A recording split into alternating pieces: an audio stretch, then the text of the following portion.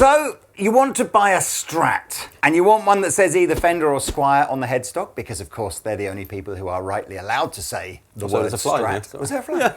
I thought you were trying to do some sort of Karate Kid, wipe on, wipe off. There's so much choice. This video is going to somehow attempt to fairly rapidly go through the series. There are multiple models of guitars within the series, multiple colors, all that kind of stuff. So there'll be links in the description below where you can kind of dive off. But we're just going to try and touch on the sort of the main points of each series, and then, you know, kind of the rest is up to you to go and explore. But I am interested when we get to the end, so please do stay to the end, of like what are the standout models for you, Pete, personally? Personally, for me? Well, which we'll get to at the end. Okay, right. Please So like and subscribe, though. Yes, please do. Because we're so close now to 1 million. So closely. So close. It's so close. 25, is it? 25,000.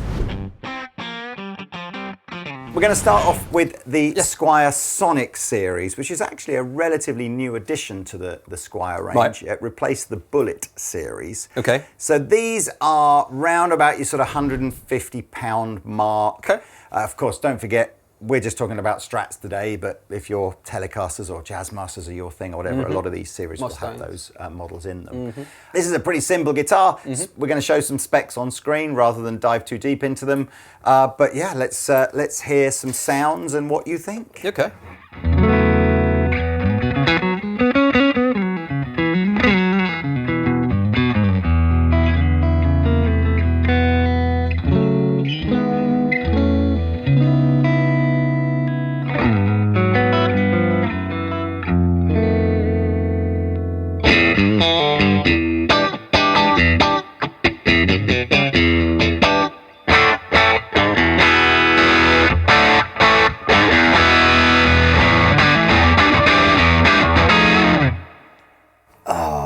It's very difficult to hate guitars these days, isn't it? Even at this price. To criticise rather than... I know what you mean. I mean, you know, the trem system is a 6-point trem, and, you know,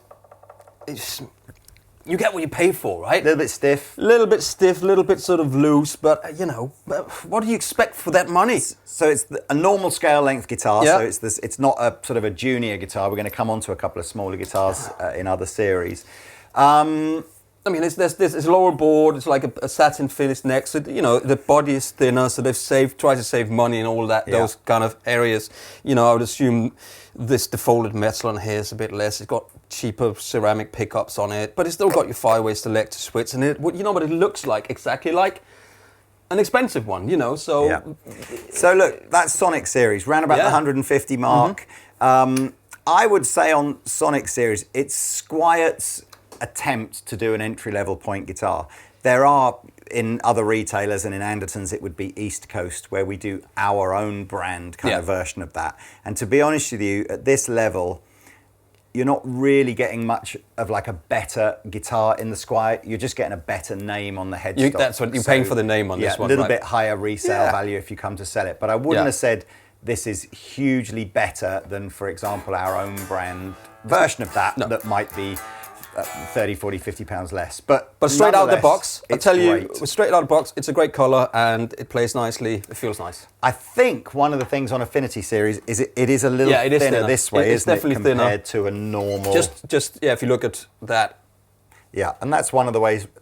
Fender, you know, Squier will say it helps with reducing weight, but of course what it really does is help with reducing cost. Yeah, and they can make 7 out of instead of 4, right? Anyway, Sonic series, really good.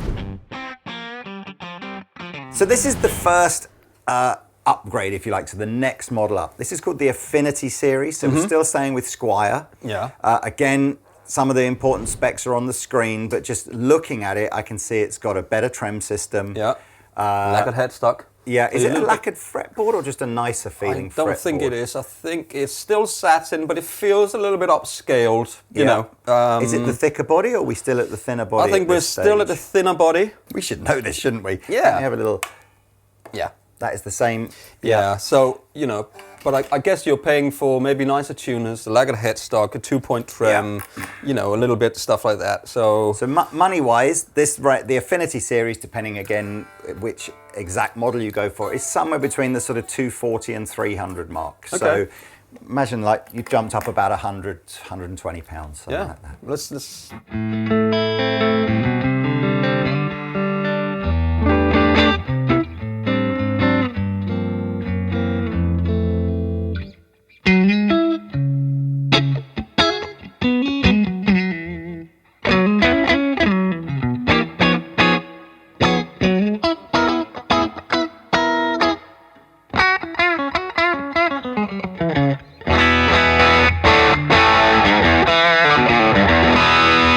Before anyone says you're playing really expensive pedals and a really expensive amp, that's just to get the best out of the guitars we can, right? Well, and to make the sonic differences as easy to hear as possible. Exactly. Yeah.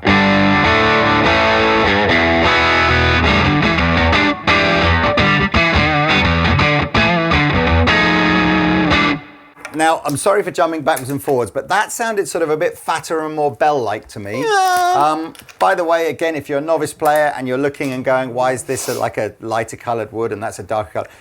I'm not going to go into all that now. There's plenty of that on the internet, but these are all just different components and spec. There isn't really a better or worse. It's just you go with what you like the look of.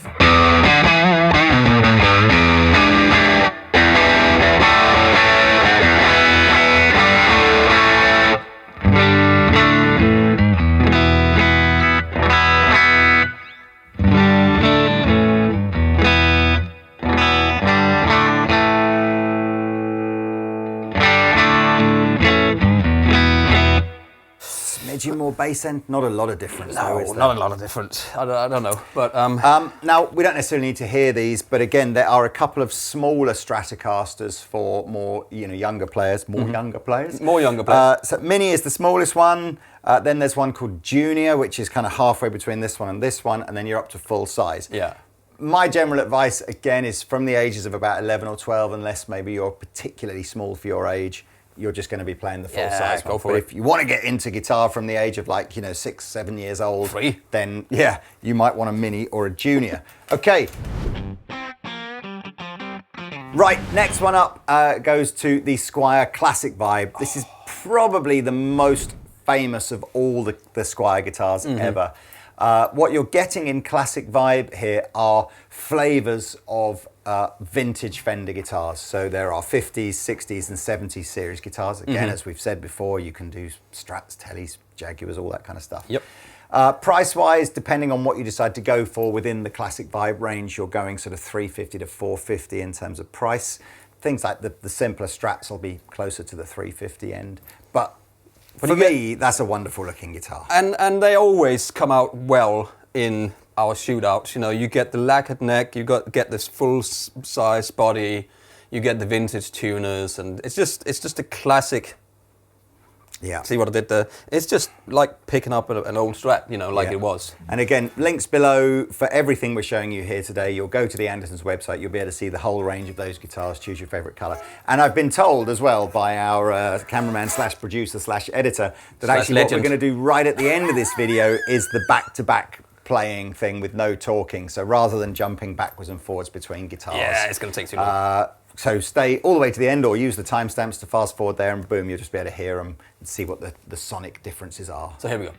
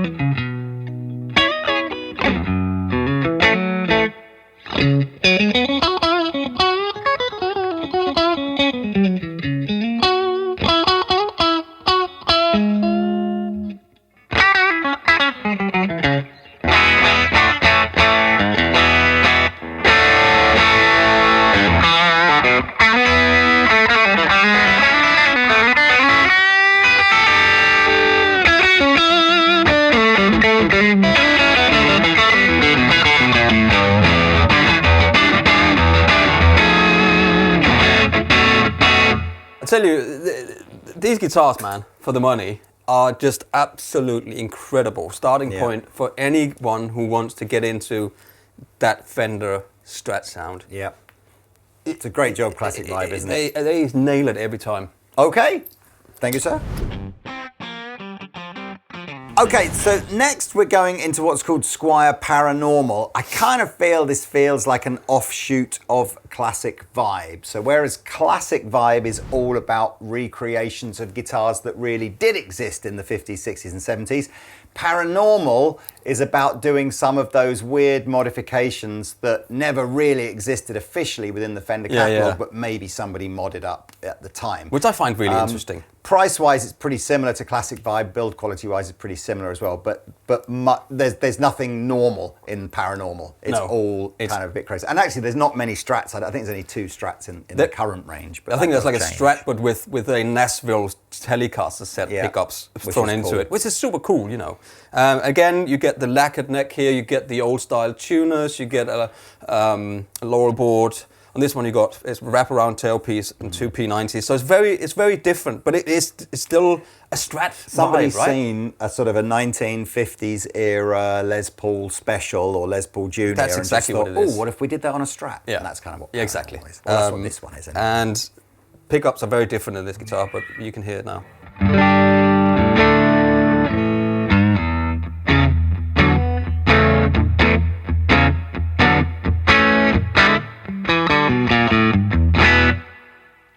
Only 3 positions.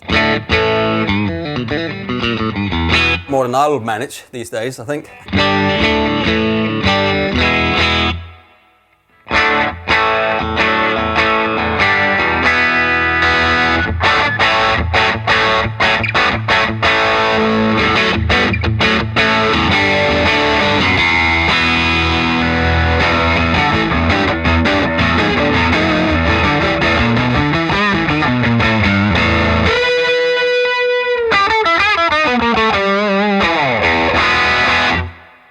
There you go. Nice guitar. Okay, before we swap, that is the end of the Squier journey. Right. Okay. Everything Squier is made in Asia. They have production facilities across 2 or 3 different countries out there, so it could be China or Indonesia or wherever. China. And normally, when you got to the end of Squier and went to Fender, the production would move to Mexico. However, earlier this year, Fender introduced or reintroduced the old Standard model. But this is the first in many years, maybe 30 years, where it's a Fender name on the headstock, but is still coming out of the Far East. So these are an Indonesian range. So it's a crossover, if you like, so the same kind of neck of the woods that Squier's made, but with Fender on the headstock. So let's give this a listen. Again, specs are on screen now. It's a pretty contemporary take on a Strat. So we're more, I guess visually, this is what Strats looked like in the sort of the 80s, 90s and beyond, as opposed to sort of what we might consider a more of a vintage looking. With your 2-point trim and your, what do they call them? The steel block. Steel block saddles. You know, I like these guitars. They're good. It's got a satin feel to the neck, full size body here, good colors as well. But let's see what it sounds like.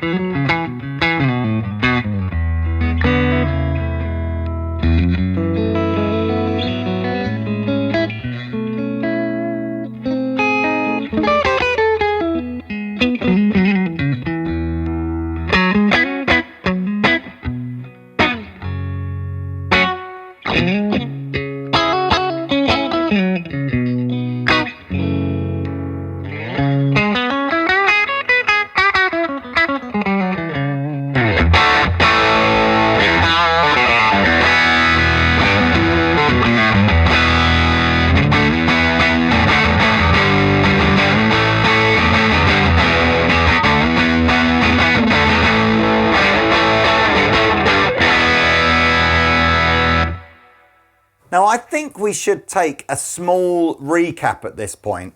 Otherwise, we're going to be so far in, people have forgotten how they all sound. But we've kind of reached the end of the sort of the Far Eastern sort of part of the Fender Squier journey. Yeah.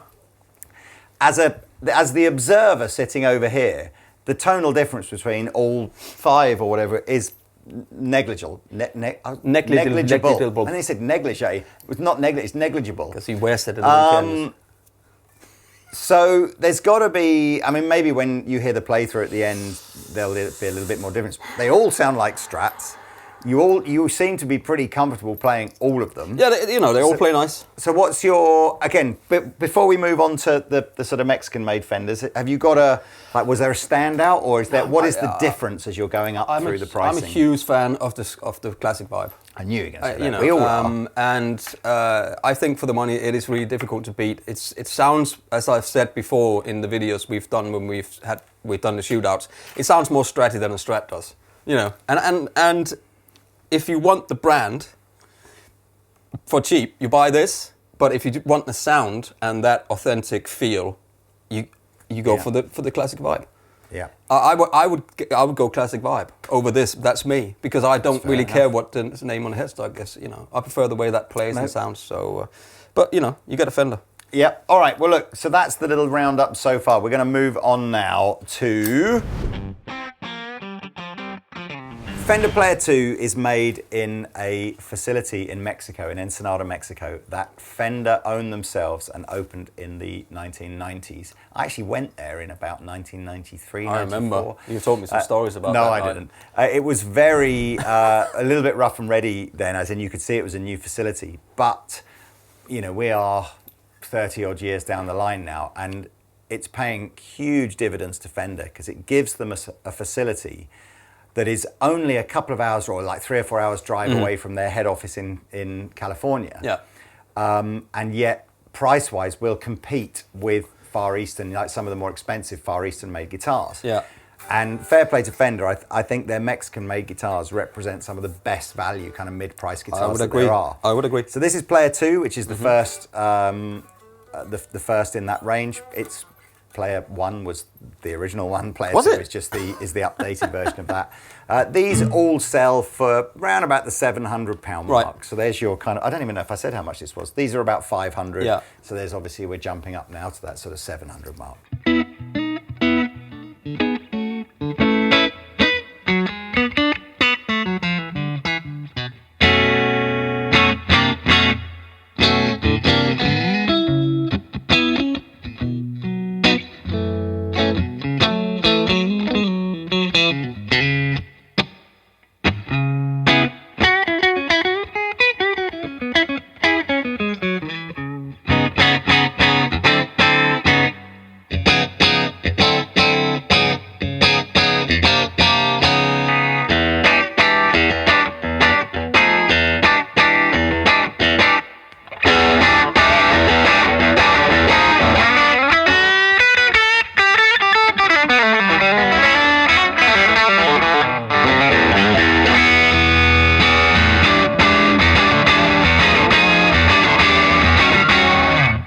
Yeah, man. I think we're getting into that Fender sound territory again. That is more, in my book, associated with how a Strat sound.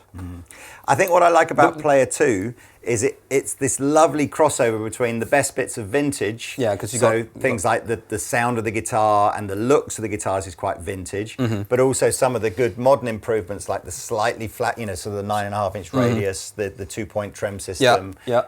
I like the lacquer on the fretboard and the satin on the back. That's a trickle-down feature from guitars that were a lot more expensive and great colours a few years as well. ago. Yeah, I mean that's I would buy this. I would go and do another paper round and put the extra money in if that was me. I think you get rosewood board on these, right? You do, absolutely. Yeah, so that's a maple board one. But if you go to the darkwood one, it stops using laurel, which is a sort of a more affordable version, and goes back to using the traditional rosewood on the fretboard.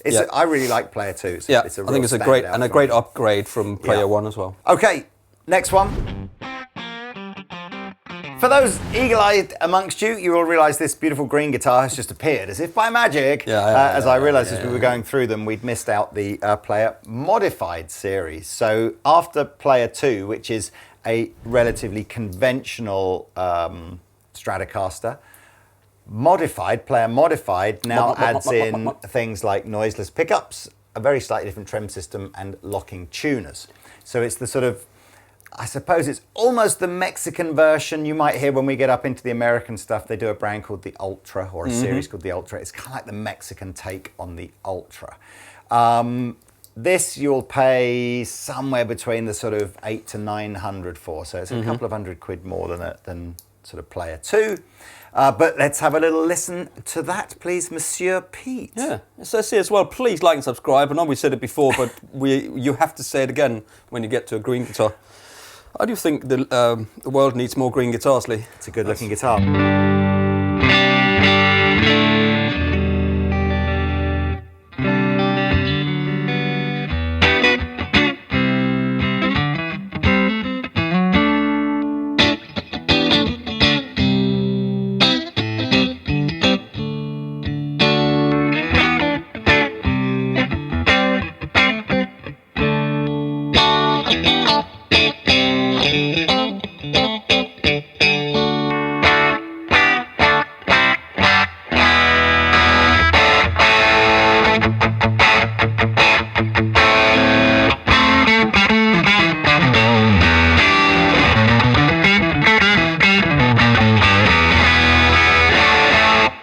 Much brighter, well, isn't it? We might, I know Taylor's going to hate me for this, but we might have to do a very quick... Really briefly. So I want to show what does noiseless mean. So could we put lots of gain and a single coil pickup? Okay, lots of gain.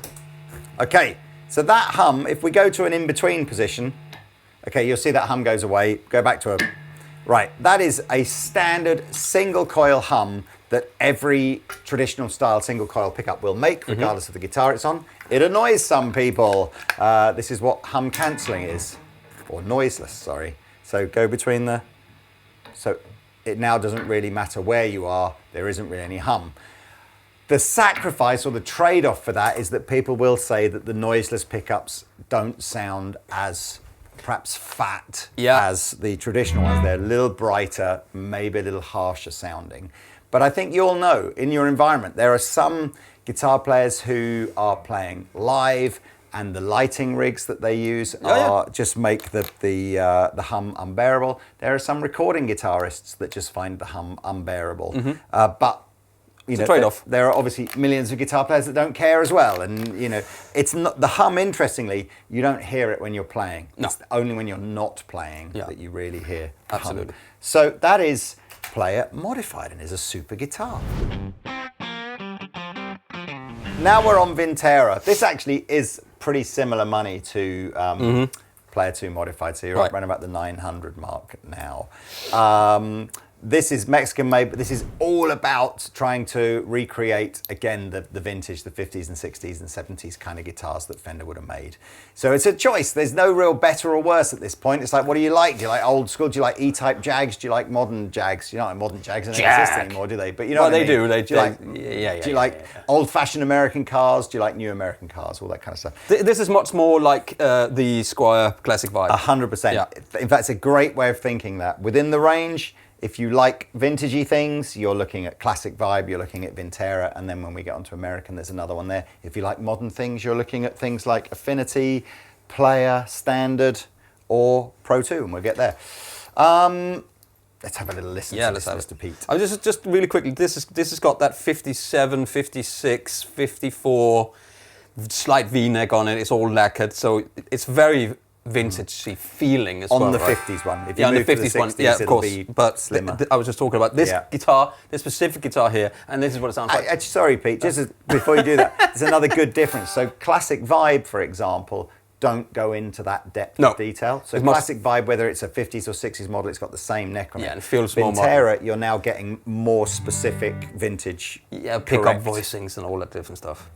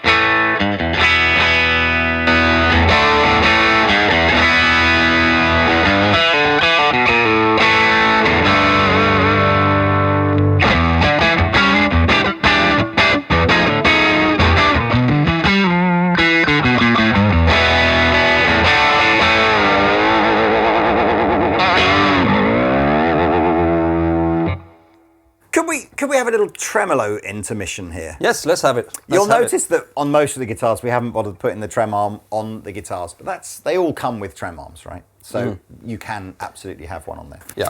Let's do these two. I know we haven't got to this yet, but because we are here. So this is I think my feeling here is that a well set up tremolo system, whether you go vintage style or modern style, that well set up, that's the key, right? If it's badly set up, then you're going to have tuning problems and playability issues regardless. Yeah, people set them up differently as well. People do floating trems and people do trem systems that are flush with the body. Yeah, agreed. But what is so here we have a floating, or this is a vintage style trem system, but that has been set floating, so it's about 1 millimeter, 2 millimeters maybe off the body. Again, go and watch other videos on what is a trem system. Yeah. Over here is 2-point floating as well with slightly different saddles on it. Yeah. So the science suggests that the 2-point trem system has less resistance than the 6 screws in there, so therefore it should float more fluidly and more likely to return to its correct position. The steel blocks are supposed to add a little bit of sustain as opposed to the bent steel ones, which are a bit brighter. And also the blocks inside the body, inside the drum system itself, you can kind of see it on this guitar here. Could be different materials. Yeah, people say that the thicker and heavier, sort of denser the block is, again, the more it changes the sound. But let's have if you just wobble that a bit and see if it is, what's your feeling about it versus the other one? So normally, you might see there's a little dot on this trem system here. That's because there is a little spring in there, and the spring is there to and most people lose it. Let's just face it. It just goes missing. But what it does is it allows you to set the arm without tightening it up anywhere here. So when you grab it, the spring is constantly pushing the trem into the sort of thread of the screw hole. But screw hole. Oh dear, there's a good example. There we are. Maybe it's not as in tune as we thought it would be. To be fair, that's almost what I would have expected to happen on a vintage style trem system, where you've gone crazy with it and you wiggle it. I think these were kind of invented for guitar players like Hank Marvin and David Gilmour and stuff like that, who were much more sort of. They weren't going for Jimi Hendrix. Kind of took it to a whole nother level. Yeah, but he was never in tune. Yeah, and then that's why I think tremolo manufacturers went, we need to figure this out. Yeah.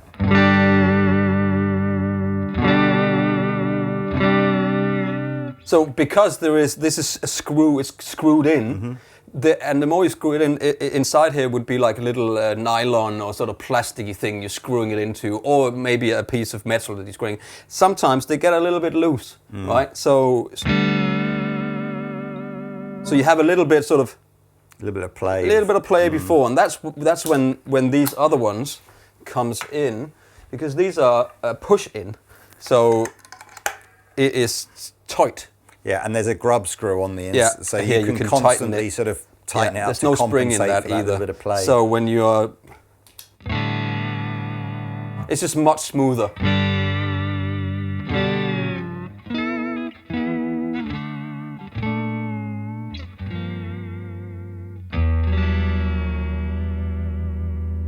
You can do that.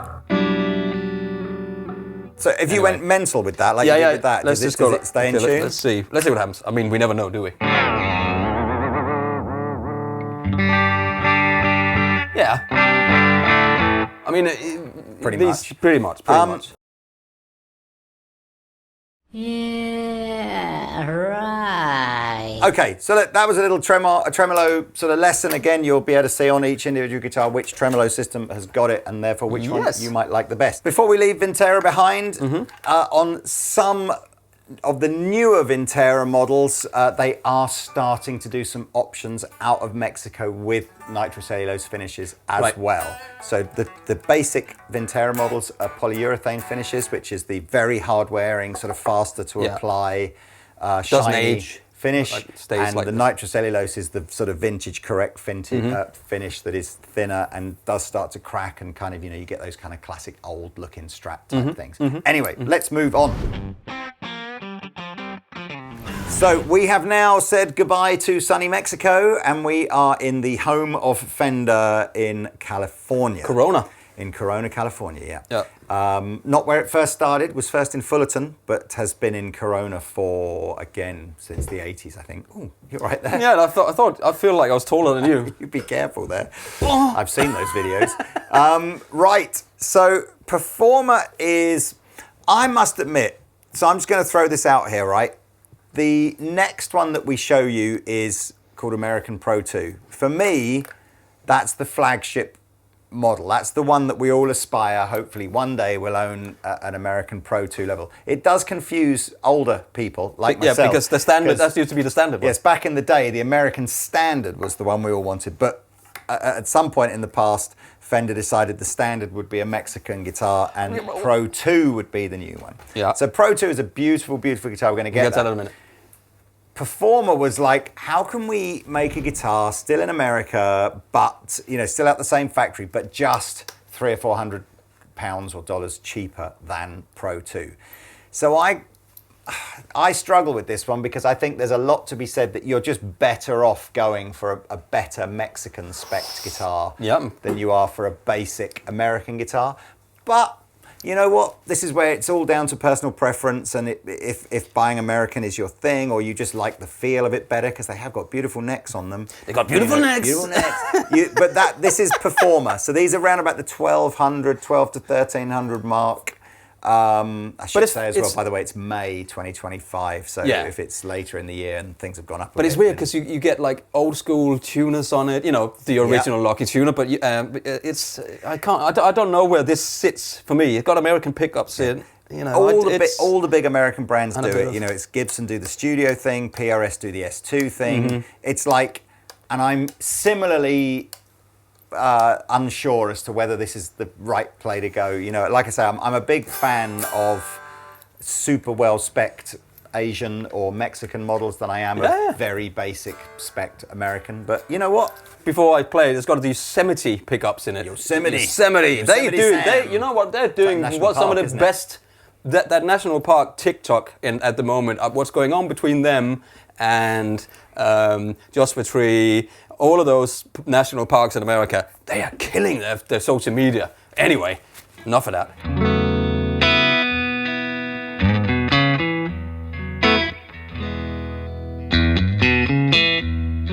Sounds like a Strat.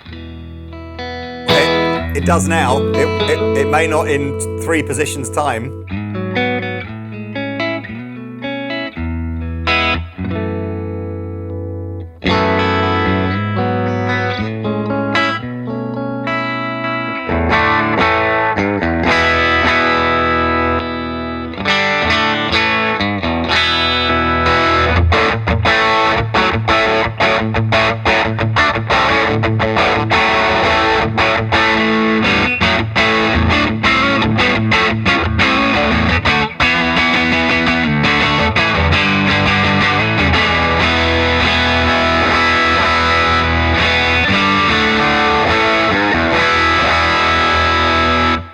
I take it all back. That sounds great. Yeah, sounds like a Strat. Now, I should just say, for the purpose of this video, we just didn't have a 3 single coil version of this to hand. Yeah. So we're using the 2 single coil and the humbucker. Mm-hmm. Pretty much everything we've showed you so far, I believe, will have an option in that range to have 2 single coils and a humbucker. So if you're going, ooh, I really, really like the sound of that, but I can't afford it, don't panic. Like I'm saying, pretty much everything else will have...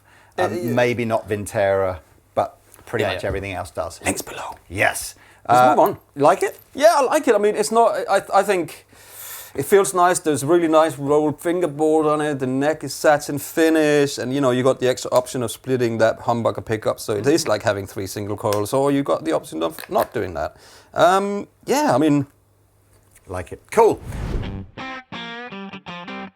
This is American Pro II, which, as I said, when I was a kid and it was all about owning, the Fender American Standard, like the flagship, that was the one. Yeah. This is the sort of the modern iteration of that guitar. So we're still staying kind of quite vintagey with regards to, it's the feel of the necks and the sort of the appointments and the look, especially the pickups. A little bit more modern on the trem system here. So we've got the vintage saddles, but the 2-point pivots, normal tuners. I just think lovely, yeah. You've got little bits and pieces that are updated, you know. So now we're up to around about the 1900 pound mark here. We're into hard cases and everything at this point here. So this is very much like, we're at the end of the journey where it's like you've kind of made it. There's no reason really to buy a more expensive version of this guitar other than unless you're looking for specific features on other guitars. It doesn't get a lot better than this, unless of course we're going custom shop, and then there's a different debate. So I love the Pro II. I think it's a great guitar. Let's see what it sounds like. Yeah, you also got features like a push pull here for some other. Instead of yeah, it's just push it. See, I like that. Yeah.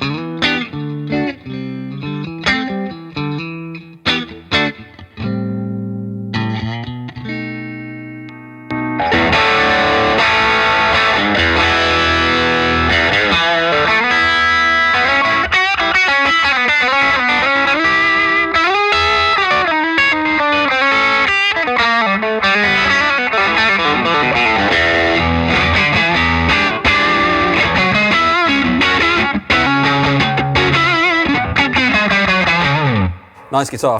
There's nothing wrong with that No, it's nice. at all. It's very, very nice. That's very cool. We're at, we're getting towards the end of, it doesn't get any better than that. So there we are, American Pro II. I like that a lot. However, if in your opinion, how they made him in the beginning, it didn't get any better after that, then what you really want to do is go back and look at Vintage 2. So by the time you're at Vintage 2, Fender are really paying attention now to things like the heavier curved radiuses on the fretboard that are more vintage appropriate. I like it how you grip that. Did you like that? But the other way around, isn't it? The back of the neck is this is a 60s replica guitar, so again, it'll have if you were to find an original 60s guitar, that's the kind of the way the neck would be done.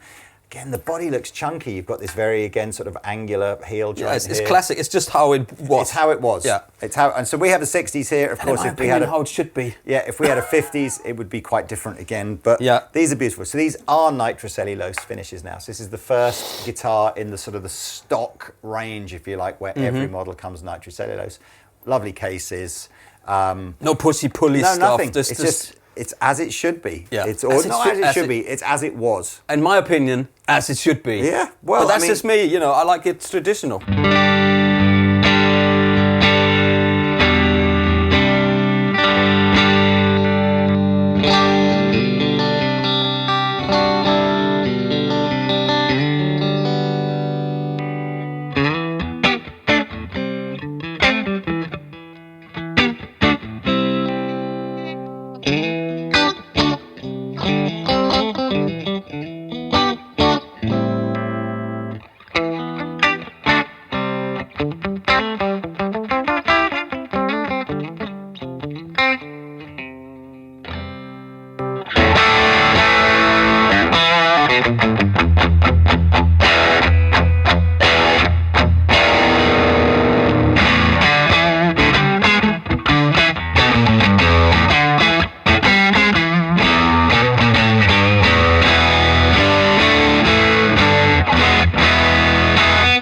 Good. I mean, again, it's if you're just not a fan of progress, then this is where you want to go. It's like, isn't it weird, the guitar?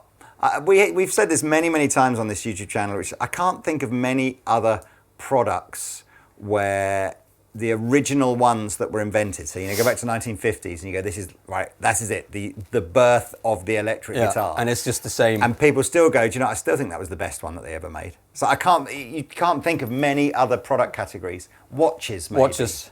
You know, where people, but even then, you wouldn't have the first ever watch made, would you? You might have, you might have an amazing 50 or 60-year-old watch, but you wouldn't want like a one from 1753 or something, would you? But maybe you would.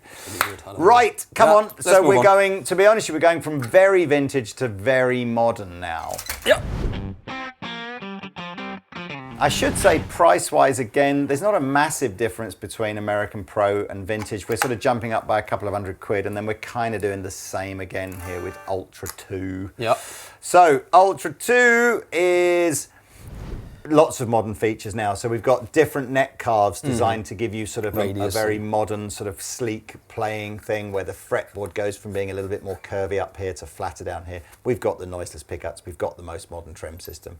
We've got, again, the sort of the chamfered away heel joint. Yeah, even with that in there, and you've got illuminated side dots on lock it. and tuners, everything like that. So we are basically expecting Pete to shred the shit out of this one. Or play some nice G chords, and we'll see if it sounds better. I think I'll pick the G. Okay.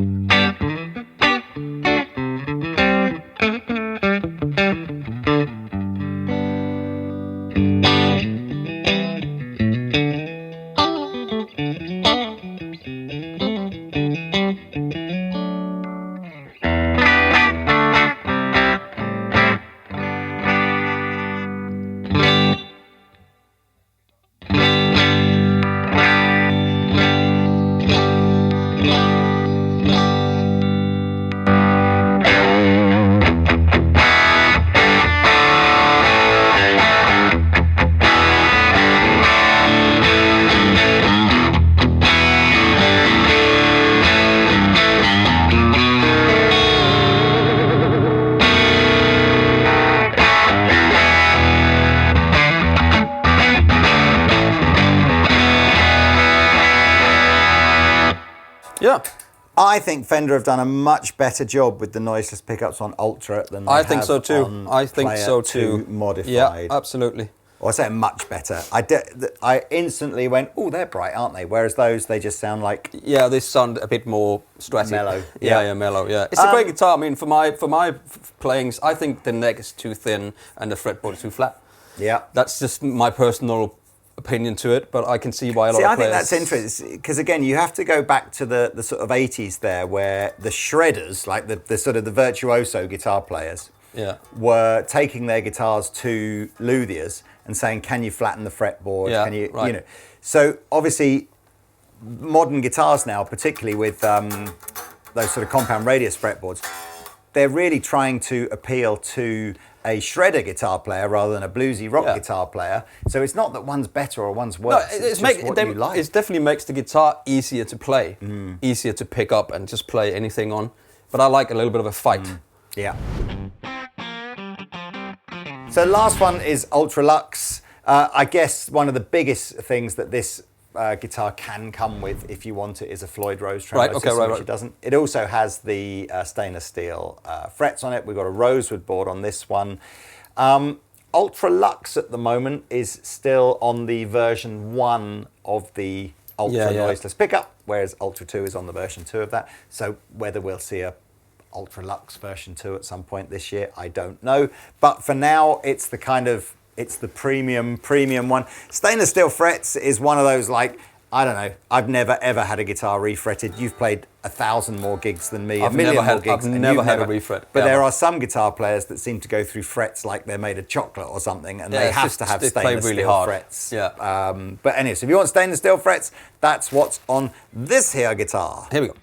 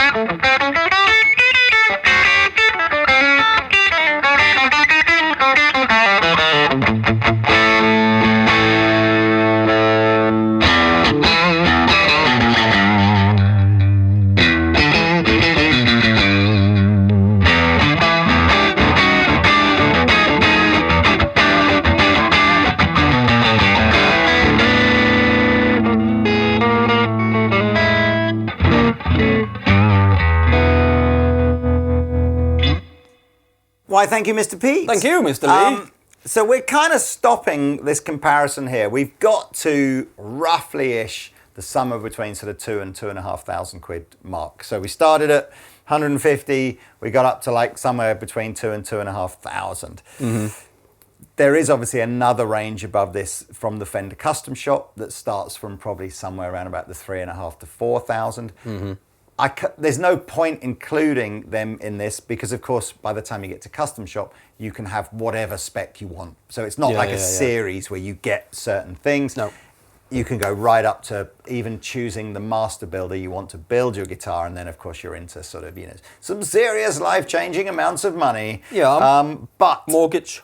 Going back to what we've tried today, perhaps particularly sort of starting from when we went into the Mexican and the American stuff, what were your kind of standout favorites from there? I just like classic one, man. I just like it's not called the Standard anymore, but I really just like this guitar. It's just great. It plays really well. It sounds good. So that's the Pro II, American It's a Pro II, yeah. Yeah. I mean, if you want to go a little bit more vintage, you go for the vintage one. But as a player, just that's what I think I'm probably similar. Mm-hmm. So at the lower end, I'm like Classic Vibe is 100%. the standout one. Yeah. As we move through, I think they've done a super job with Player II. So I would absolutely have Player II in that sort of 500 to 1,000. Yeah.